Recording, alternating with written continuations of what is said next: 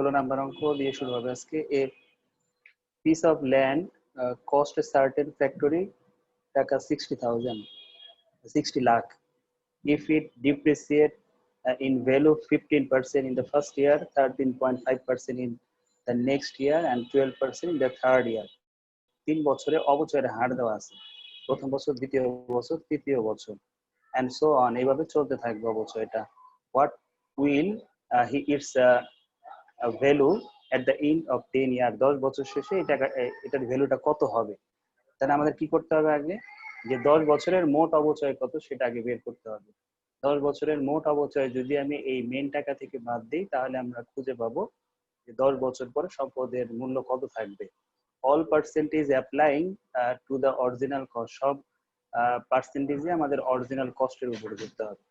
আমরা আগে ফার্স্ট কি করব, যে 3 বছরের অবচয় কত আসে প্রত্যেক ইয়ারে আলাদা আলাদা আমরা সেটা দেখাবো। ঠিক আছে, কোন টাকার উপর? ওই 60 লাখ টাকার উপর 3টা পার্সেন্টেজ দেওয়া আছে, 3টা পার্সেন্টেজ অনুযায়ী 3 বছর কেমন অবচয় আসে সেটা আমরা কি দেখব। সবাই বোর্ডে যাই।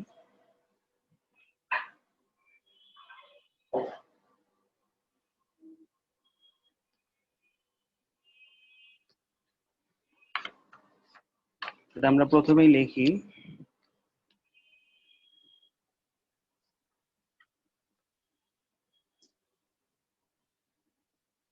given cost of the machine, cost of the machine equipment, ইকুইপমেন্টের কস্ট আছে 60 লাখ টাকা। তাহলে আমরা লিখব depreciation of first year, প্রথম বছরের অবচয় কত হবে? 60 লাখ টাকার কত পার্সেন্ট? 15%। কত আসে দেখো। তারপর লিখব depreciation of second year. Board দেখা যায় না। নিচে হয়ে গেছে।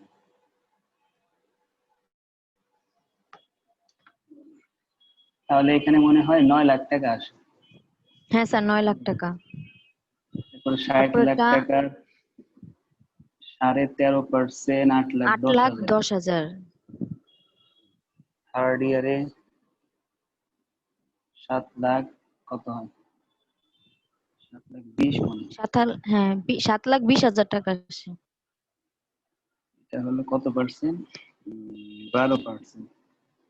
এটা 7,20,000। দেখো এটা একটা ধারার মতো হয়েছে না? দেখো প্রথম বছর 9,000, দ্বিতীয় বছর 8,100, তৃতীয় বছর 7,200, প্রত্যেক ক্ষেত্রেই দেখো 90,000 টাকার করে কমতেছে। তাহলে আমরা এখানে লিখতে পারি যে first term A is equal to, এটা লিখতে পারি 9 লাখ। কমন ডিফারেন্স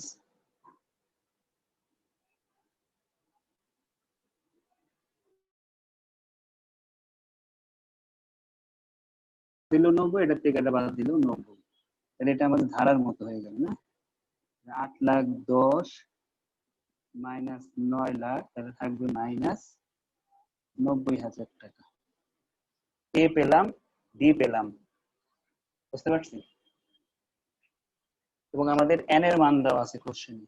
এন দেওয়া আছে কত? 10 বছর, 10 ইয়ার্স। এখন আমাদের কাজ কি? আমাদের কাজ হলো 10 বছরের মোট অবচয় কত সেটা বের করা। 10 বছরের মোট অবচয় কত সেটা বের করা। তোমরা কি বোর্ড দেখতেছো সবাই? জি স্যার। আইফোন নাম জানি কি, পারিয়া, দেখতেছো?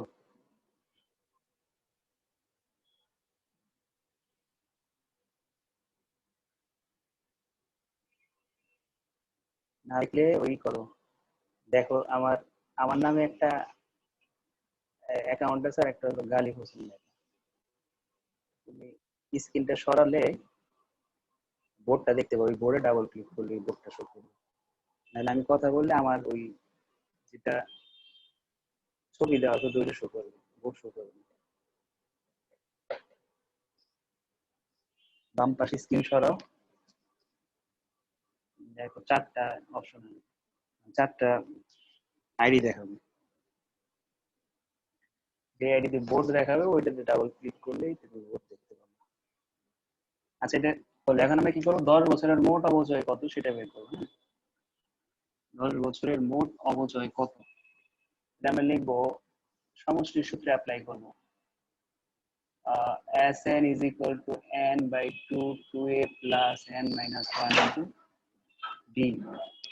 আমরা মান বসাই, লিখবো আমরা 10 বছরের মোট অপচয়, তাহলে 10 ভাগ 2, n এর মান 10, 2 প্রথম পদ ছিল হলো 8,10,000 প্লাস 10 মাইনাস x 1, আর ডিফারেন্স ছিল 90,000। ঠিক আছে, এটাকে সলভ করি এখন। কত হয়, এখানে হলো 5, এখানে 8 দুগুণে স্যার এর 16, মান কত? 16,20,000 স্যার প্লাস আপনি কি এর মানটা ঠিক লিখছেন? মাইনাস কত ছিল অ্যাডভান্স? স্যার এর মান তো 9 লাখ টাকা না?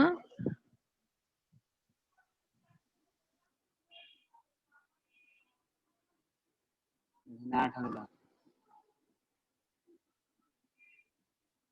18,00,000, এখানে মাইনাস হবে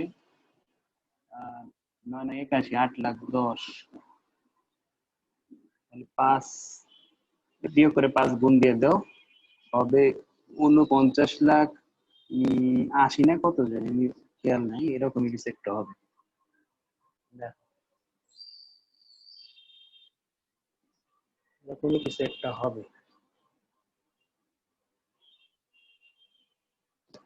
49 না 59, খেয়াল নেই আমার।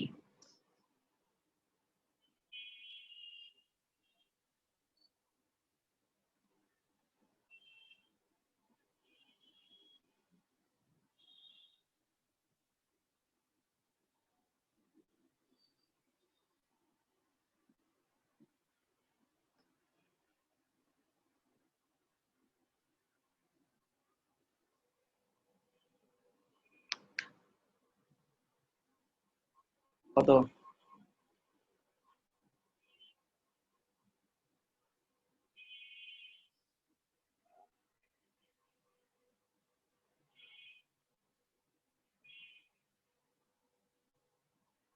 করছো, ক্যালকুলেট করছো একটু ফাস্ট, আমাদের অঙ্ক কিন্তু অনেকগুলা করতে হবে, আজকে শেষ করতে হবে।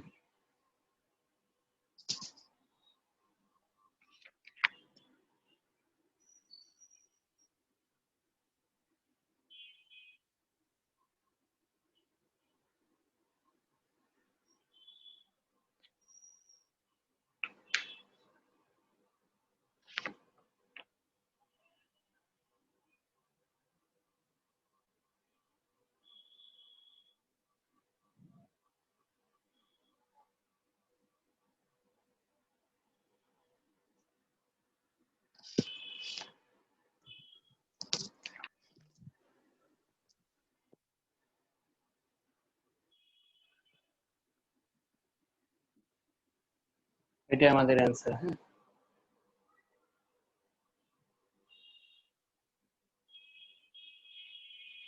এটা আমাদের অ্যান্সার, এটা কমপ্লিট। আমরা এখন নেক্সট অঙ্কে যাব। 16 তো পেলাম, 17 সবাই এই তুলছি। বিয়োগটা দিলেন কেন স্যার, বুঝতে পারলাম না। এটা হলো 60 লাখ ছিল শুরুতে, আর 10 বছরে অবচয় হয়েছে 49,000, 49,50,000। তোমার অবচয় বাদ দিলে তুমি কি পাবা, 10 বছর পরে সম্পদের মূল্য আর কত আছে। ঠিক আছে, 60 লাখ হলো অরিজিনাল প্রাইস, আর 10 বছরে অবচয় হয়েছে 49,50,000। দুটো বিয়োগ করলে হচ্ছে 10 বছর পরে সম্পদের ভ্যালু, যেটা আমার কাছে কোশ্চেন করা হয়েছিল। বুঝতে পারছি, প্রশ্ন জানতে চেয়েছে 10 বছর পরে সম্পদের মূল্যটা কত হবে। মেন মূল্য থেকে মোট অবচয় বাদ দিছি আমরা। আমরা 17 আসি।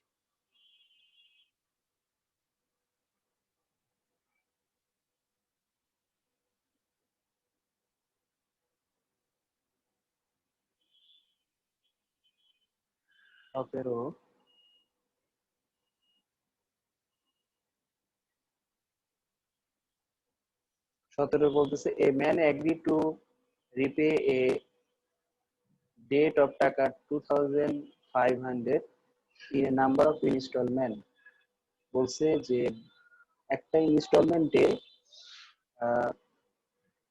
বিভিন্ন ইনস্টলমেন্টে টাকা করে, তো সে কি করছে 2500 টাকা ঋণ নিছে।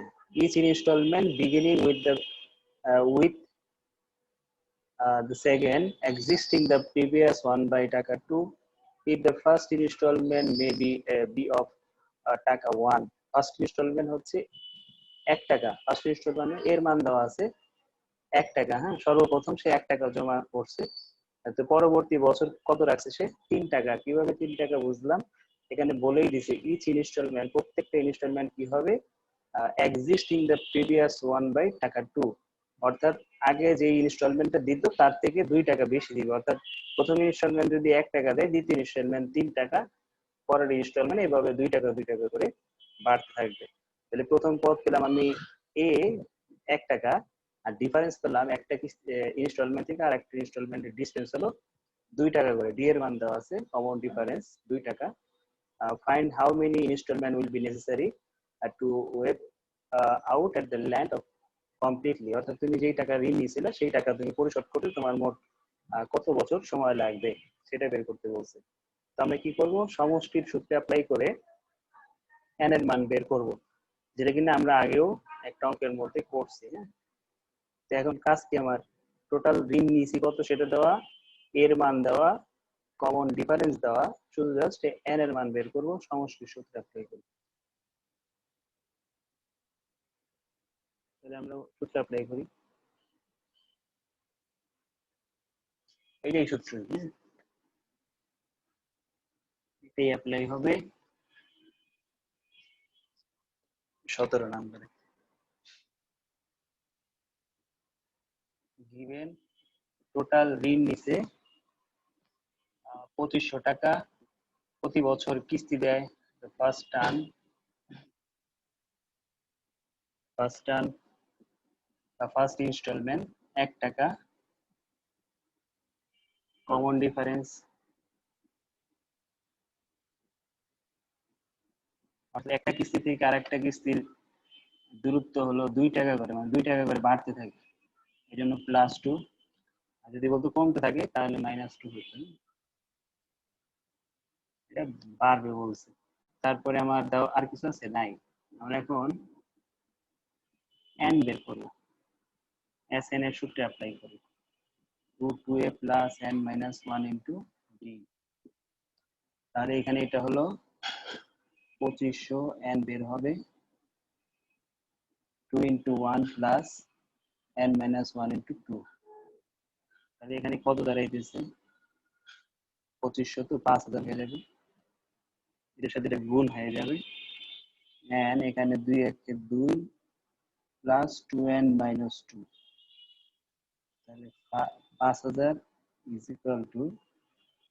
এই 2 কাটলে এখানে থাকবে হলো আমার 2n² ভাগ করলে 2500 n²,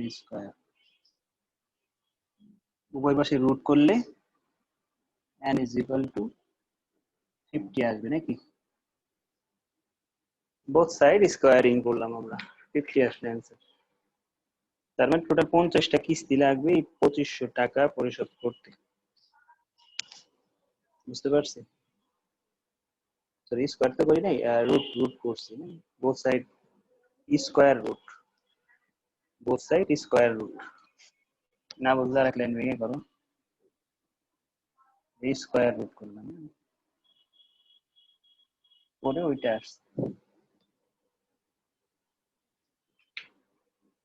বুঝতে পারছি?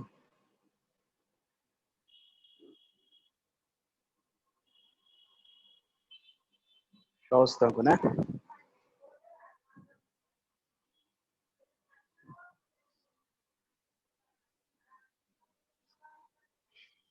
হইলে বলবো, আমি 18-তে যাব।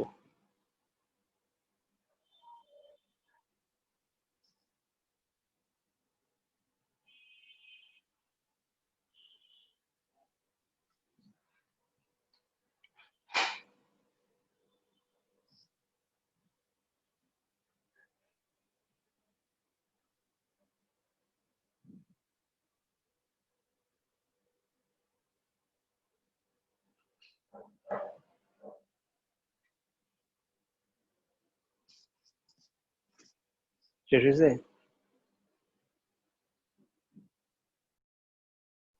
হ্যাঁ স্যার শেষ।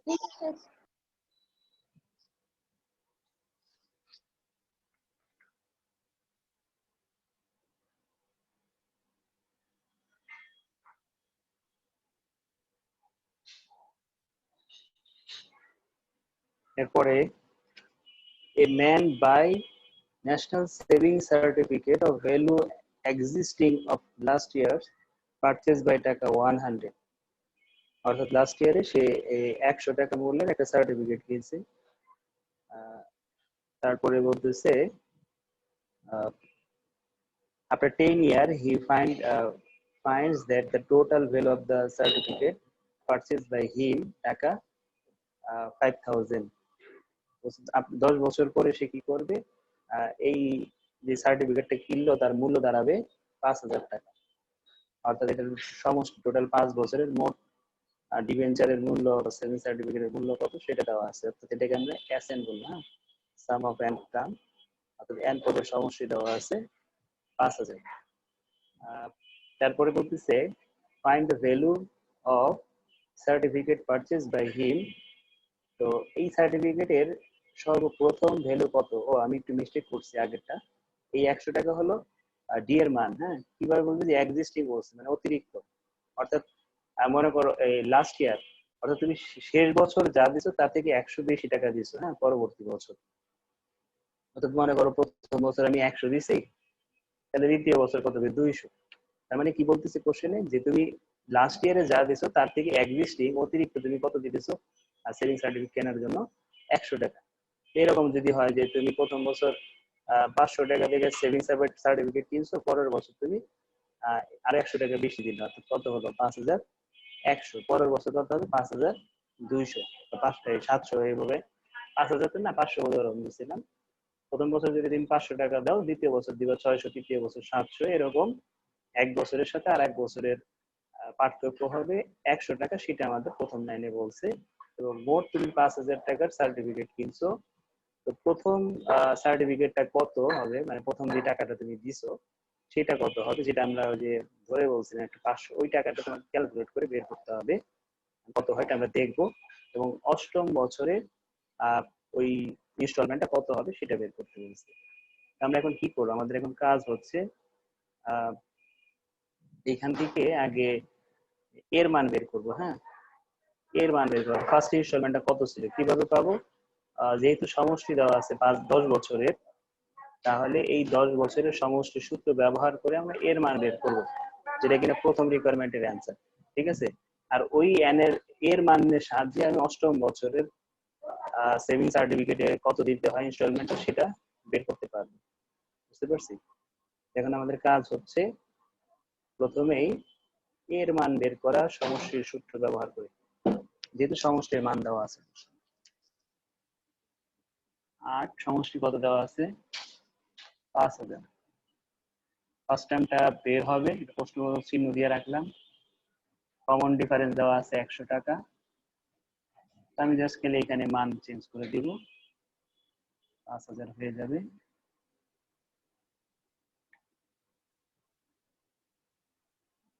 চেঞ্জ হয়ে যাবে, এখানে হবে, এটা বের হবে 2a। 10 বছর n এর মান দেওয়া আছে, n এর মান দেওয়া আছে 10। আমরা 10 বসাই, 10 বসাই, এখানে 100 বসাই, এখানে 5000, এখানে 5, এখানে 2a, এখানে 90, তো 900 হবে। 5 দিয়ে ভাগ করলে এখানে হবে 1000। 2a প্লাস 900, 900 বাদ দিলে হবে 100। 2a, তাহলে a এর মান হচ্ছে 50। বুঝতে পারছি, এর মান 50। এই মানটা দিয়ে আমরা এখন অষ্টম বছরের, এটা রিকোয়ারমেন্ট 1 ছিল, হ্যাঁ রিকোয়ারমেন্ট 1 অ্যান্সার, এটা রিকোয়ারমেন্ট 2 বলছে। রিকোয়ারমেন্ট 2 বলছে অষ্টম বছরের কিস্তিটা কত হবে। তাহলে আমরা জানি যে একটা নির্দিষ্ট ভ্যালু বের করতে হলে, নির্দিষ্ট বছরের ইনস্টলমেন্ট বের করতে গেলে আমরা এই সূত্রটা অ্যাপ্লাই করি, a plus n minus 1 into D. আমাদের কত নাম্বার বছরের বের করতে বলছে, অষ্টম বছরের। আমি এখানে কি লিখবো, u8। ঠিক আছে, এ কত পাইছি আমরা, 50, n এর মান 8 মাইনাস সাউন্ড 1, একটু গ্যাপ ডিস্টেন্স করতেছে, জি করতেছে। 100। ঠিক হয়ে যাবে এখানে 750 হবে অ্যান্সার। ঠিক আছে, রিকোয়ারমেন্ট 1 এর অ্যান্সার হলো, এখানে রিকোয়ারমেন্ট 1 লেখো, রিকোয়ারমেন্ট 1 দেখো, ফার্স্ট কি,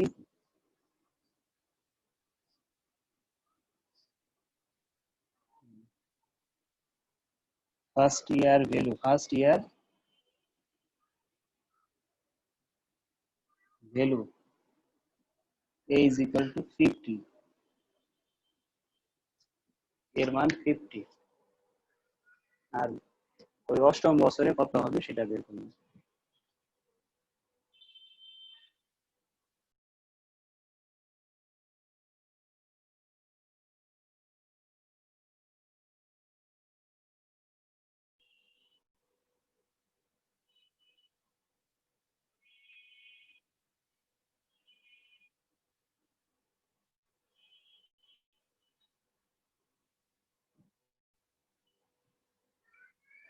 শেষ হলে বলবো, আর না বুঝলে বলবো।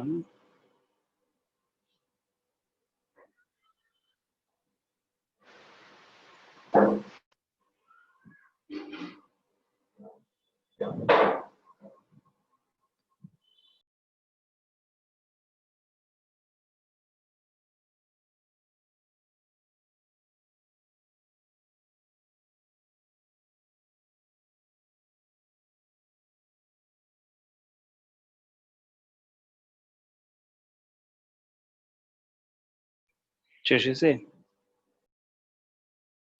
জি স্যার। স্যার শেষ।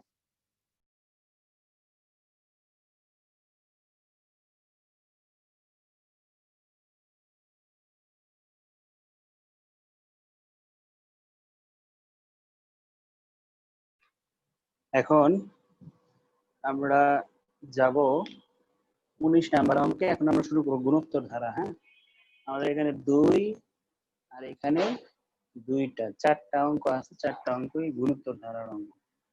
চেনার উপায় কি, চেনার উপায় বলতেছি।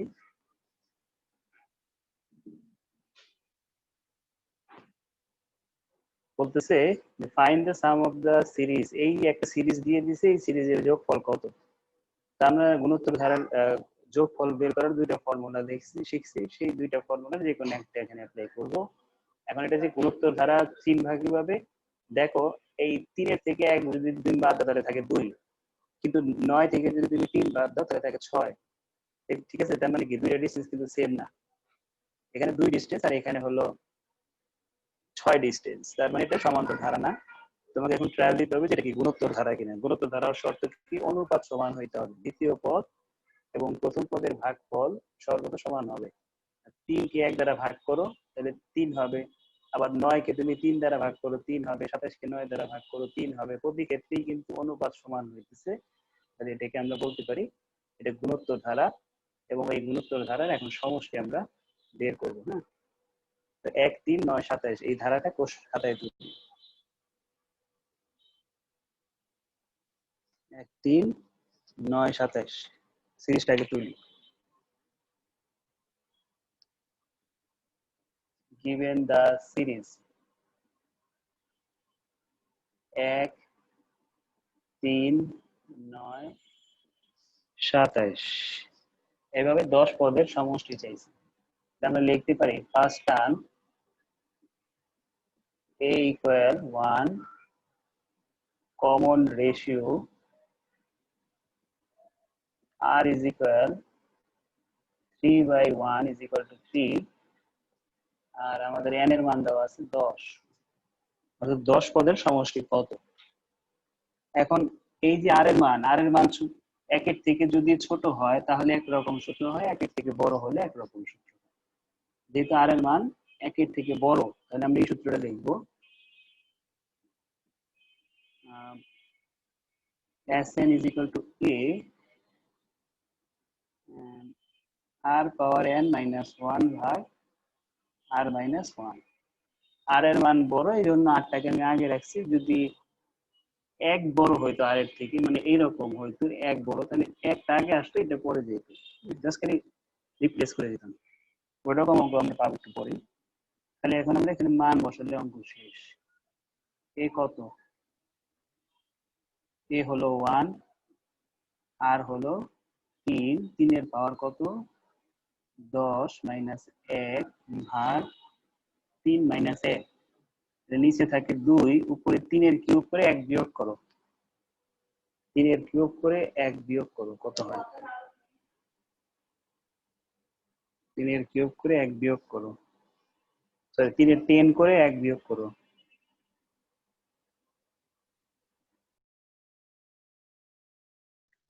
স্যার কত হয়? 59,048।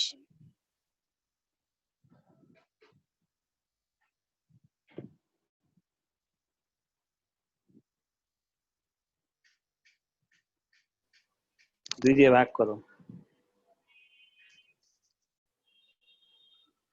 29,524।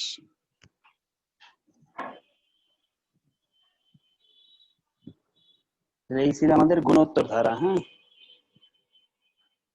গুণোত্তর ধারার ফার্স্ট অঙ্ক আমরা করলাম। 10টা পদের সমষ্টি। গুণোত্তর ধারা আমরা সেকেন্ড অঙ্কে যাব। এটা কি সবার হয়েছে? জি স্যার হয়েছে।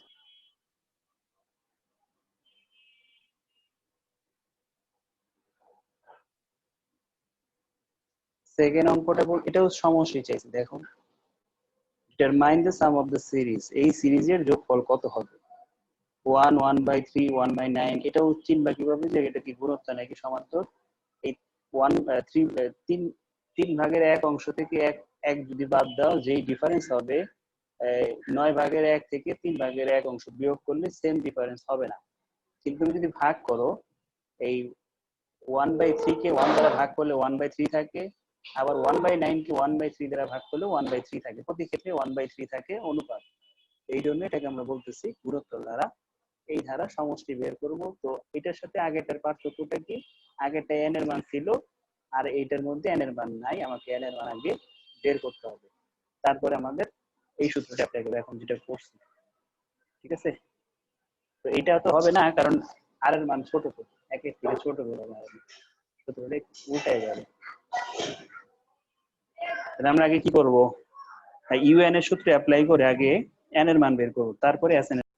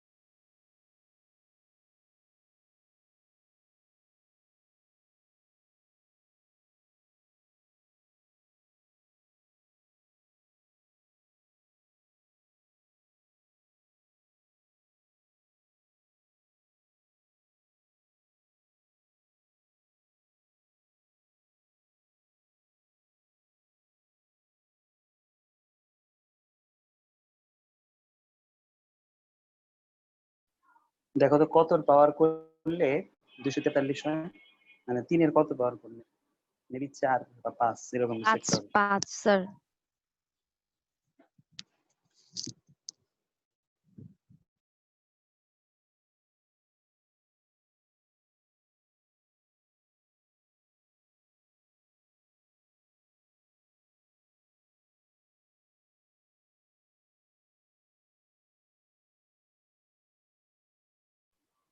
উভয় পাশ থেকে আমরা 1/3 সরায় ফেলি, হ্যাঁ 1/3 সরায় ফেলি, তো থাকবে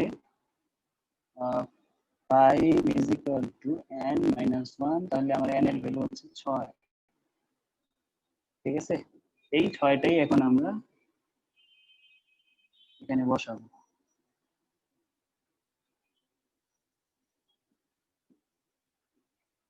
সমষ্টি সূত্র হলো এটা a 1 minus r power n। 1 আগে কেন আসলে, কারণ 1 বড়, এটার থেকে 1 বড়, এই জন্য 1 টা আগে আসছে।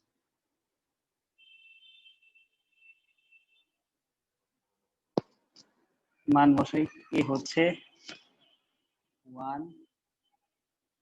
1 মাইনাস আর হচ্ছে 1/3 পাওয়ার 6 ডিভাইডেড বাই 1 মাইনাস 1/3। এটাকে এখন সলভ করলে শেষ হয়ে যাবে। আর এর মানটা জাস্ট খালি বসাই দিয়েছি, এন এর মান বসাই দিয়েছি। এখন এটাকে সলভ করি।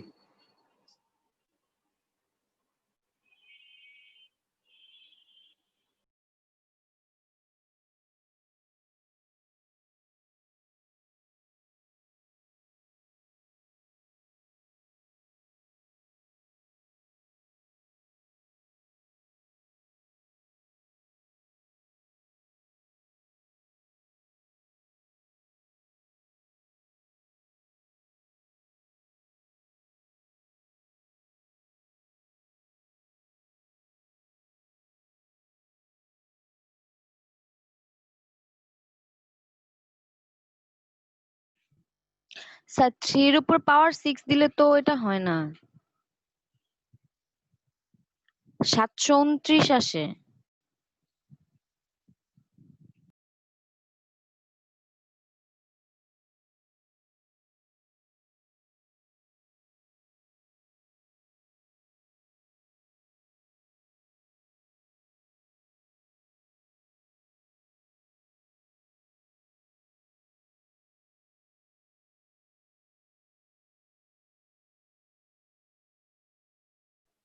কাটাকাটি করো, কত থাকে?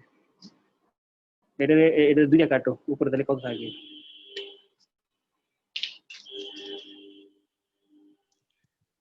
স্যার 3 দিয়ে 729 রে কাটলে হয় 243, আর ওইটা হয় 364। শেষ অঙ্ক, এভাবেও রাখতে পারো, পয়েন্টেও দিতে পারো।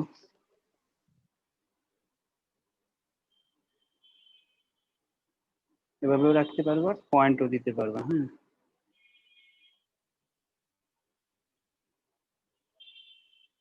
শেষ হইলে বলবা।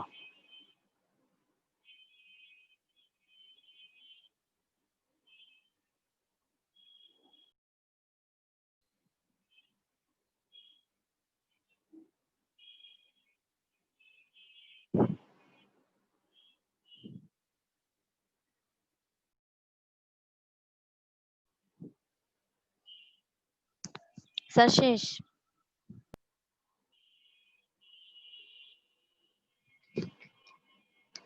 এখন আমরা মোস্ট ইম্পর্টেন্ট অঙ্ক করবো, পরীক্ষা আসবে এটা, হ্যাঁ কনফার্ম আসবে, মিস যাবে না এটা। আগে দেখি আসছে কিনা, গত বছর না আসলে তোমাদের পরীক্ষার প্রশ্ন তুলে এটা পাবা।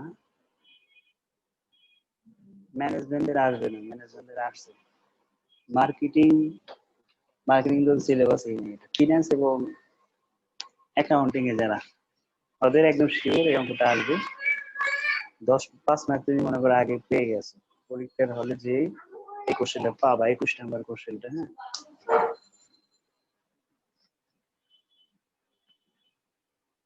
21 এর যে কয়টা আছে, তুমি দুইটা, এই দুইটা দেখবো। দেখো 21 এর এখানে কি আছে, এই যে প্রথমটা এবং দ্বিতীয়টা সেম, তৃতীয়টা একটু পার্থক্য আছে, সামান্য একটা লাইন বেশি করতে হয়। তো আমরা প্রথমটা একটু দেখি। হ্যাঁ, sum of the end term, এই একটা সিরিজ দাও, এই সিরিজের এখানে যে কোনো মান থাকতে পারে, 4 4 4 4 এরকম থাকতে পারে, 5 থাকতে পারে, 6 থাকতে পারে, যেটাই থাকুক না কেন কাজ আমাদের একই হবে। কোনো চেঞ্জ হবে না, একদম হুবহু হবে। 4 এর এখানে 5 বসবে, 6 থাকলে 6 বলবো, 7 থাকলে 7 বলবো। তো এই সিরিজটাকে আমরা তুলবো এবং এই সিরিজের সমষ্টি বের করবো। এখন মনে হইতে পারে যে আমরা তো সিম্পল একটা সূত্র জানি, করে দিয়ে করে দিলেই তো হইলো, কিন্তু ওইটা হবে না, কারণ অনুপাতটাও সমান না, এখানে পার্থক্যও সমান না, অনুপাতও সমান না। এখন আমাকে অনুপাত আগে সমান বানাইতে হবে, ঠিক আছে? অনুপাত আমাকে আগে সমান বানাইতে হবে, না হলে আমি কাজ করতে পারবো না। 21 মানে 1 আর 2 করবো তোমরা, সরি 1 3 তো তোমরা 2 ভাষায় করবো। given the series 5 plus 5 5 plus 3 4 5, দেখো তুমি যদি এইটাকে এটা দ্বারা ভাগ করো তাহলে হবে 11, আবার এটা দ্বারা এটাকে ভাগ করলে হবে 111, ঠিক আছে? তার মানে কি ডিসটেন্স কিন্তু এই অনুপাতও কিন্তু সমান না, ডিসটেন্স তো সমান নাই, অনুপাতগুলো কিন্তু সমান না। তাই তোমাকে কি করতে হবে, তোমাকে এটাকে এখন আগে গুণিত ধারায় কনভার্ট করতে হবে। হ্যাঁ, তো এর জন্য আমরা কি করব, ধরি Sn is equal to 5 plus 5 5 plus 5 5 plus, এভাবে চলতে থাকবে। হ্যাঁ, তো আমি এখান থেকে 5 আগে কমন নিব, এখান থেকে আমরা 5 আগে কমন নিব। 5 যদি কমন নেই তাহলে দিচ্ছি 1 plus 1 1 plus 1 1 1, এভাবে চলতে থাকবে। এরপরে যেটা করব, এখানে যদি 4 থাকে 4 কমন নেব, 7 থাকলে 7 কমন, যাই থাকুক না কেন কমন নিলে ভিতরেটা এরকম হয়ে যাবে। তো এখন যেটা করতে হবে সেটা হলো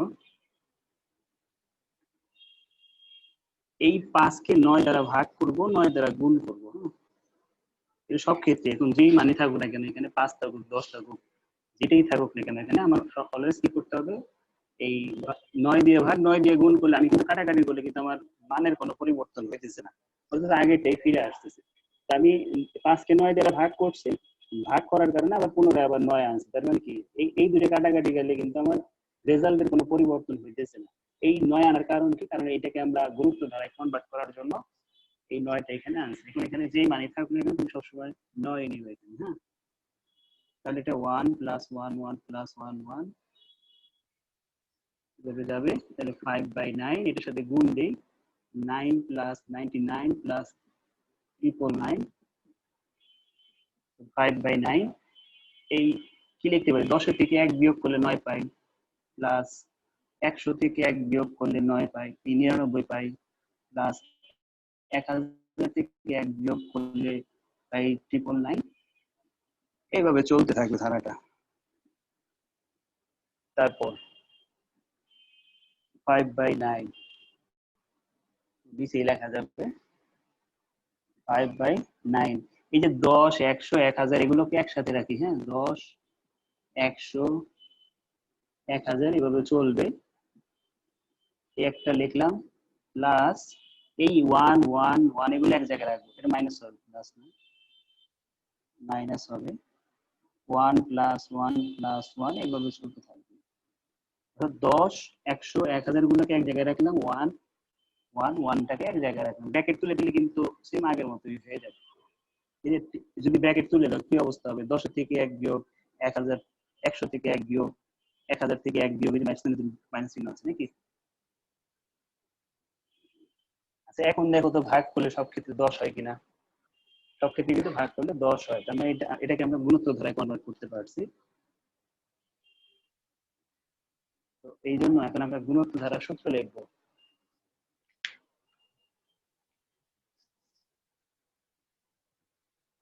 এখন আমরা গুণিত ধারার সূত্র লিখবো। গুণিত ধারা এই এতটুকুর জন্য গুণিত ধারার সূত্র হচ্ছে, প্রথমে বসে এ হচ্ছে যে প্রথম পদ, ডিরেক্ট মান বসাইতে হয় এখানে। হ্যাঁ, সূত্র লেখা লাগবে না।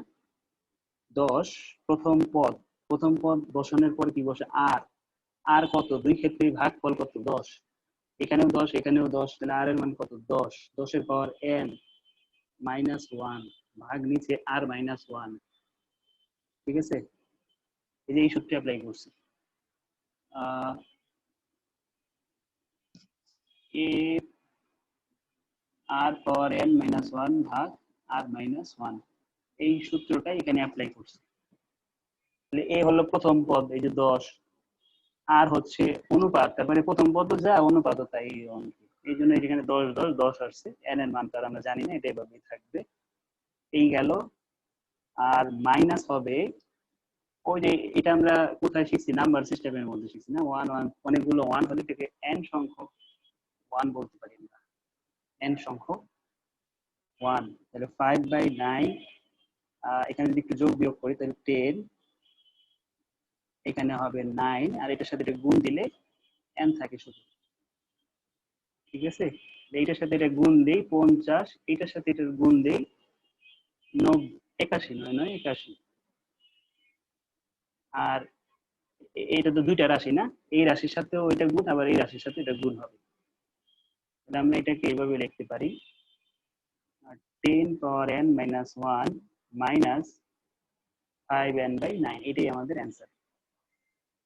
দেখো কারো কোন জায়গায় যদি বুঝতে সমস্যা বলো, দেখাই পরের অঙ্ক দেখেন, পরীক্ষাটা আসবে। হ্যাঁ, স্যার এই যে n ইনটু 1 এটা কি বুঝলাম না। কত নাম্বার লাইনে? স্যার এই যে প্রথমে সূত্রে যে লাইনটা আপনি করছেন এটা এই পাশে, স্যার n ইনটু, হ্যাঁ পাশে এটা হলো a, স্যার। হুম, এটা হ্যাঁ স্যার এটা এটা এই যে n ইনটু 1 এটা এটা হ্যাঁ, আসলো। এটা হলো এই যে এটা অনেকগুলা 1 না, তাহলে এটাকে কি বলতে পারি আমরা এক কথায়, n সংখ্যক বার 1 আছে। কত বার আছে সেটা তো জানি না, এটাকে আমরা এভাবে বলি যে এখানে 1 1 ডট ডট থাকা মানে হচ্ছে n সংখ্যক 1 আছে, n সংখ্যক 1। তো এইরকম যদি এখানে 2 থাকতো, যে 2 + 2 + 2, তাহলে আমি লিখতাম n সংখ্যক 2। আবার 3 থাকতো তাহলে বলতাম n সংখ্যক 3। ঠিক আছে,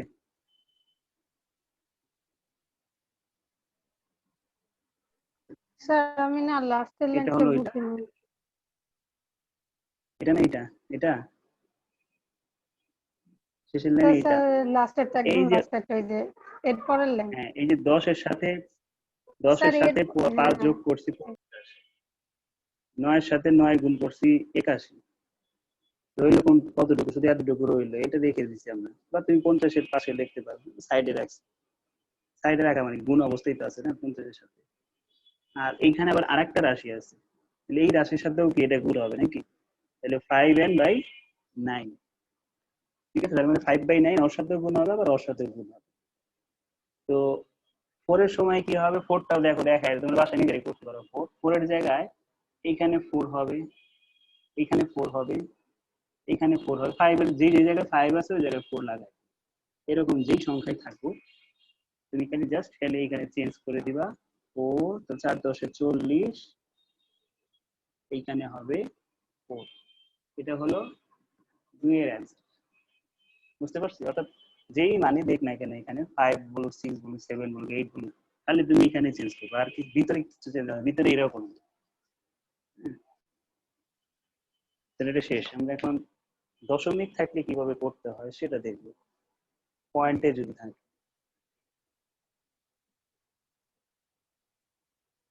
পয়েন্টেরটা হলো 21 এর 3, 21 এর 3 নাম্বারটা করবে। পয়েন্টে দেওয়া না, পয়েন্টে থাকলে এই পয়েন্টটাকে আগে ভগ্নাংশে রূপান্তর করতে হবে। হ্যাঁ, কি আছে 0.7 0.77 0.777, এটাকে আমরা আগে ভগ্নাংশ আকারে রূপান্তর করে পয়েন্টটাকে এড়াবো। খাতায় তুলি 3 নাম্বার।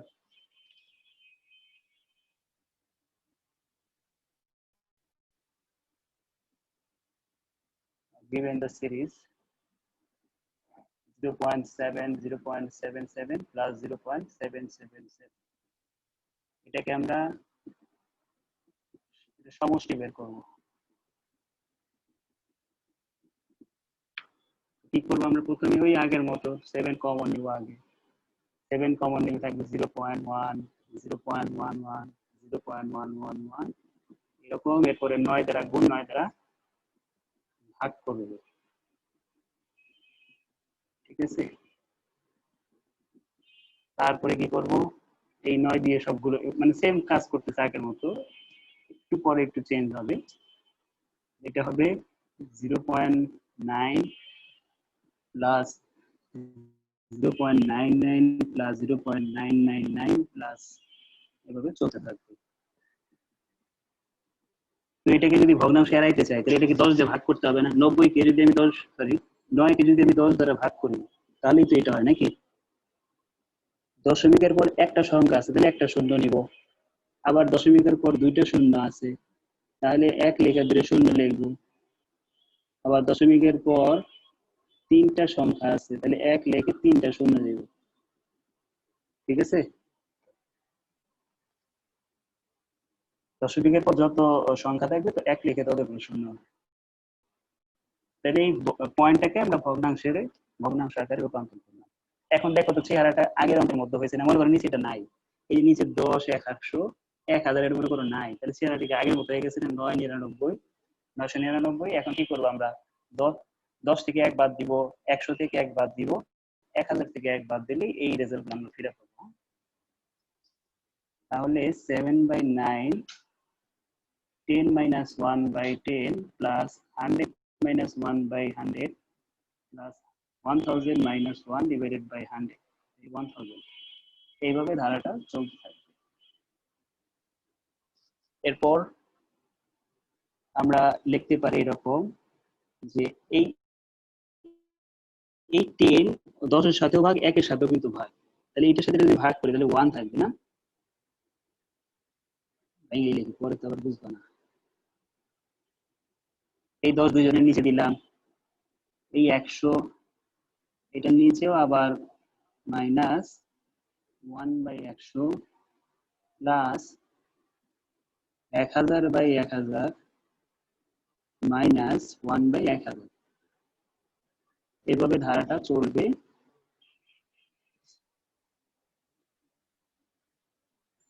এখন আমরা এগুলো কাটাকাটি করি কাটাকাটি করলে থাকবে হলো 1 minus 1/10 থাকবে হলো 1 minus 1/100 থাকবে 1 minus 1000 এভাবে ধারাটা চলবে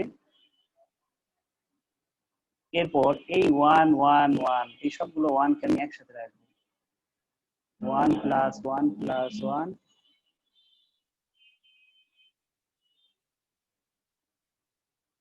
মাইনাস এই সবার মাঝখানে মাইনাস দেখে মাইনাস নিলাম minus 1/10 plus 1/100 plus 1/1000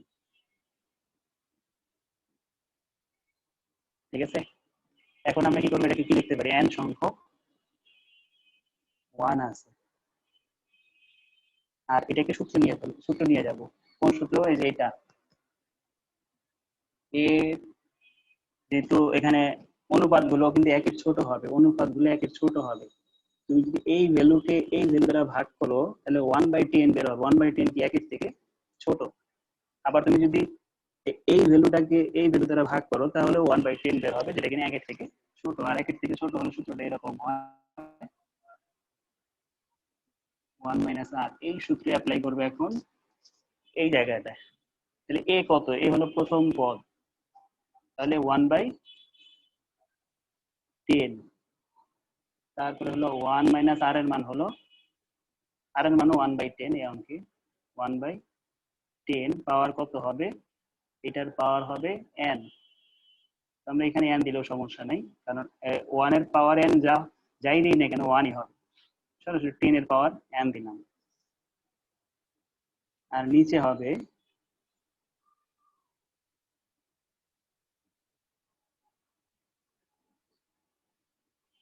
নিচে হবে 1 মাইনাস আর 1 মাইনাস আর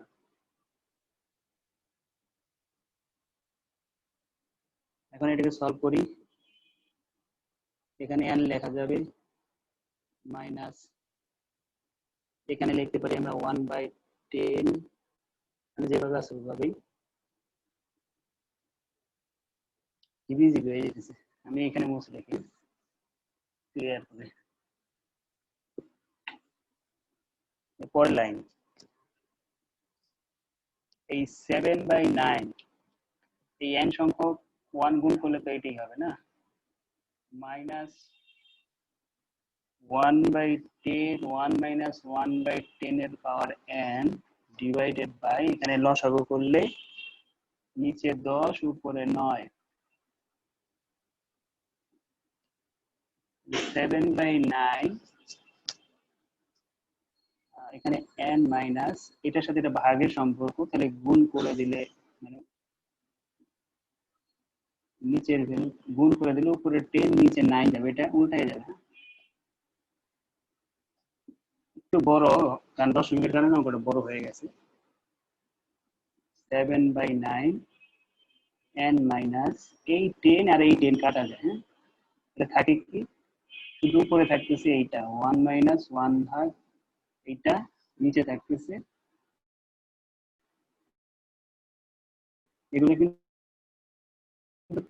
9। আচ্ছা, তাহলে আমরা এটা আটকায় দিই, আটকানোর পর আমরা এটার সাথে গুণ দিই, তাহলে 7n/9 থাকবে মাইনাস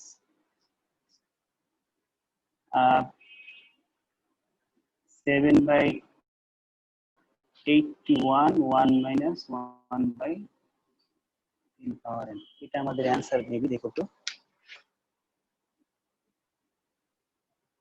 হ্যাঁ, এটাই বুঝেছি। ক্যালকুলেশনটা আস্তে আস্তে করলে কঠিন মনে হবে না, হ্যাঁ, অনেক কিছু করতে তো এই জন্য মনে হচ্ছে কত কিছু করে ফেলছে, বাসায় আসতে ঠান্ডা মাথায় বুঝ বাজাই করে বুঝে গেছে জি, তাহলে যোগ বিয়োগের কাজ করছে আর কোনো কাজ করিনি, তাহলে এইখানে মানটা বসাইছি। আর অনেক এখানে কি করছে, কঠিন। এইখানে কি করছে, এটা হলো এর মান, এর মান হলো যে এটা, তারপর সূত্র অনুযায়ী কি n মাইনাস আর, আর কোনটা, আর হলো ভাগফল, এইটাতে এটাতে ভাগ করলে 1/10 বের হয়, তাহলে 1/10 পাওয়ার n ছিল, মানে আর এর পাওয়ার n ছিল, তাহলে আর এর পাওয়ার n দিছি, আর নিচে কি হয় 1 মাইনাস আর, তাহলে 1 মাইনাস আর এর ভ্যালু 1/10। এরপরে যেটা করছে সেটা হলো যোগ বিয়োগের কাজ, হ্যাঁ, এটা হলো যোগ বিয়োগের কাজ, তুমি আস্তে ধীরে করলে বুঝে যাবে। এটা হলো n, ঠিক আছে, এখানে 10 আর এখানে লসাগু করছি, লসাগু হয় 10, 10 থেকে 1 বাদ দিলে 9, 9/10, এটার সাথে এটা ভাগের সম্পর্ক, গুণ করলে এটা উল্টায় যাবে, অর্থাৎ 10/9, এই 10 10 কাটা গেছে, আর এখানে থাকতেছে শুধু এইটা ডিভাইডেড বাই 9, এইটা ডিভাইডেড বাই 9, তারপর 7n আর 9 9, সরি 9, 7/9n, 7n/9 মাইনাস এই ভ্যালুটার সাথে এটা গুণ হইতেছে, 9 9 81, 7 রাখলাম, আর এটা অন্যরকম মান রেখে এটা পাশে রাখলাম, এটার গুণ দেন, তুমি চাইলে গুণ দিতে পারো, এত সামনে যাওয়া দরকার নেই। আমাদের আর একটা অঙ্ক বাকি, তাহলেই শেষ চ্যাপ্টার, শেষ হইলে বলবা।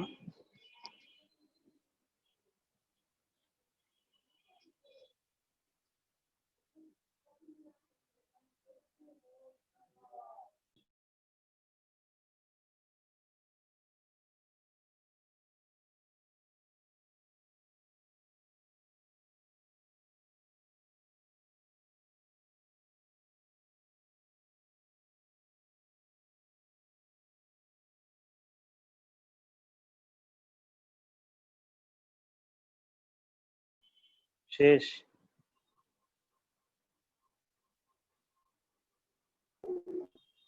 হ্যাঁ স্যার, বুঝেছি। বাসায় এই যে এই দুইটা 21-এর এই দুইটা বারবার খাতায় করবো, হ্যাঁ, ক্যালকুলেশন ইজি হয়ে গেছে। অঙ্ক বড় তো এই জন্য মনে হচ্ছে যে কঠিন, আসলে কিন্তু আর কঠিন না। অঙ্কটা তো তুলতেই পারলাম না, বুঝতে নিছি স্যার, আপনি উপরে একটু মুইচ্ছা দিচ্ছেন।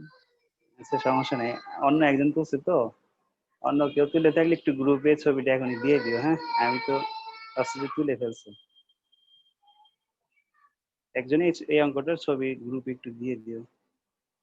আপনার একটা অঙ্ক আছে, এটা করে শেষ করে দিই।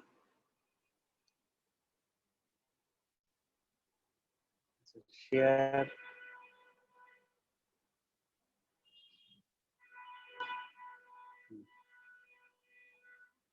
লাস্ট অঙ্ক হচ্ছে যে ইফ 5, এই যে এগুলো তুলো নাই, আমি তো জানি যে অতটুকু তুলছো এই জন্য রাইখে দিচ্ছি, এতটুকু হয়তো শেষের টুক তুলো না এই জন্য মুছে দিচ্ছি।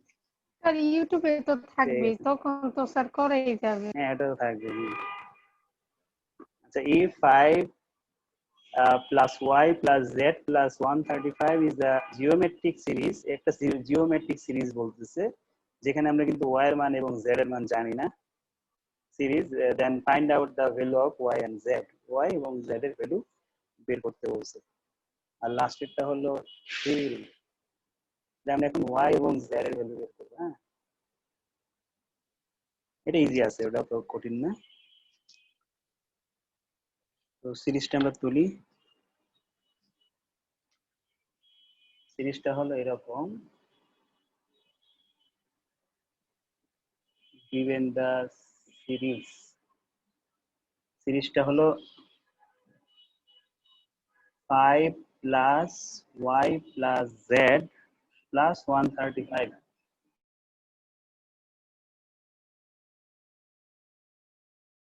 এই সিরিজের y এবং z এর ভ্যালু বের করবে, y এবং z এর ভ্যালু।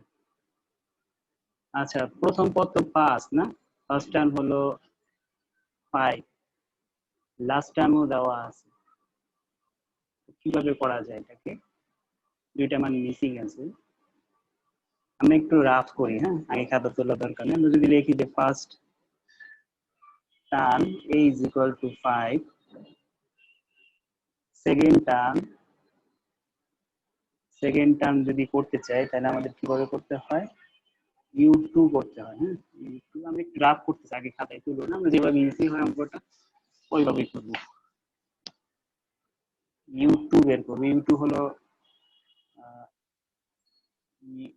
হলো সূত্র হলো আমার এইটা, এরপর n-1 সাধারণ পদ বের করার সূত্র। এই প্রথম পদ এইটা, অনুপাত তো আমরা জানি না, 4 হিসেবে রাখি এটাকে, n এর মানও জানি না, দ্বারা জানি না। 5 n এর মান 2 হবে না, কারণ দুইতম পদ তো। 2 minus 1, তাহলে এখানে দাঁড়াইতেছে 5 আর দুইতম পদের মান কি বলতেছে y না, এটা হলো y। তাহলে এখানে আসছে 5 আর থার্ড টার্ম যদি করি, u3 থার্ড টার্ম, 5 আর 3 minus 1 এটা হলো z। তাহলে এখানে 5 পাওয়ার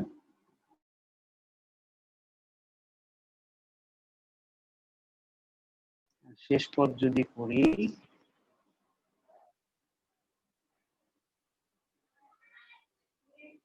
দেখি সব করি, সমস্যা নেই। Fourth term u4 is equal to 5 r power 4 minus 1, এটা ছিল 135, 5 r এর পাওয়ার কিউব, 5 দ্বারা ভাগ করো তো, 5 দ্বারা ভাগ করি কত হয়, 135 কে 5 27। দ্বারা ভাগ করি 27, উভয় পাশে কিউব রুট করো। এই কিউবটা সরানোর জন্য উভয় পাশে আমরা কিউব রুট করবো, অর্থাৎ 3 এর, এটা লেখা যায় 3 এর কিউব, 27, আর আমি আর কি লিখতে পারি, আর এর ভ্যালু কত, তাহলে আর এর ভ্যালু 3। এই 3 এটাকে 1 নং দেই আর এটাকে 2 নং দিই, ঠিক আছে। এই 1 নং আর 2 নং এ বসাই দিলে তো আমার কি হয়ে গেল, y আর z এর ভ্যালু বের হয়ে গেল না। দেখি, putting the value r is equal to 3 in equation 1,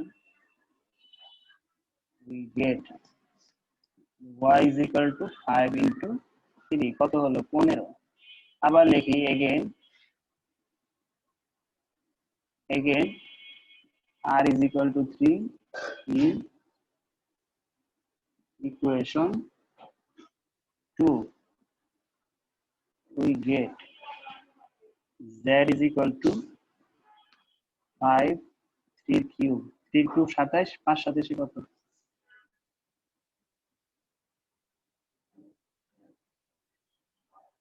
135 হলো তো ওটা সমান হয় না ধরেন সরি এটি স্কয়ার 9 45 आंसर দেখছো রাফ করতে যাও অঙ্ক শেষ হয়ে গেছে দেখো বুঝছো কিনা তোমরা নিচে লেখা দেখা যায় না প্রথম পত্র বের করার প্রয়োজন নেই কারণ প্রথম পত্র দেওয়াই আছে না হ্যাঁ যদি a is equal to 5 লিখছি সেকেন্ড টার্ম বের করব যে কোনো গুণোত্তর ধারার যে কোনো পদের মান বের করতে হলে সূত্র আমার এটা অ্যাপ্লাই করতে হয় এই সূত্রটা অ্যাপ্লাই করতে হয় এই সূত্রে অ্যাপ্লাই করছি তাই আমি সেকেন্ড টার্ম এটা দ্বিতীয় পদ বের করার জন্য এর মান 5 বসাইছি তারপরে আমরা এরপরে একটা লাইন লিখো হ্যাঁ এরপরে লেখো এরপরের লাইনটা দেখবো উই নো সূত্রটা তো লিখতে হবে না তুমি তো ডাইরেক্ট মান বসাইলে মার্ক কেটে দিবে we know un is equal to a এর পাওয়ার n minus 1 এরপরে তুমি এটা লিখবা সুতরাং সেকেন্ড টার্ম এটা লেখার পরে এটা লিখবা এই যে এইটা লিখবা লিখে তারপর এখান থেকে শুরু করবা আমরা তো রাফ করছিলাম দেখে শর্টকাটে করে ফেলছিলাম জাস্ট এই লাইনের পর এটা লিখে সেকেন্ড টার্ম এর মান হলো কত এর মান 5 আর তো জানি না আর লিখে রাখছি n এর মান কত এই যে 2 বসিয়ে এইটার ভ্যালু হলো কত এই যে 2 y বসিয়েছি একইভাবে 3 বসাইছি 4 বসাইছি 4 বসায় r এর মান পাইছি r এর মানটা এখানে বসে y এবং z বের করছি বুঝতে পারছি এই অঙ্কগুলো ক্লাস 9 এ না 10 এ আছে সৃজনশীলের মধ্যে আসে আমাদের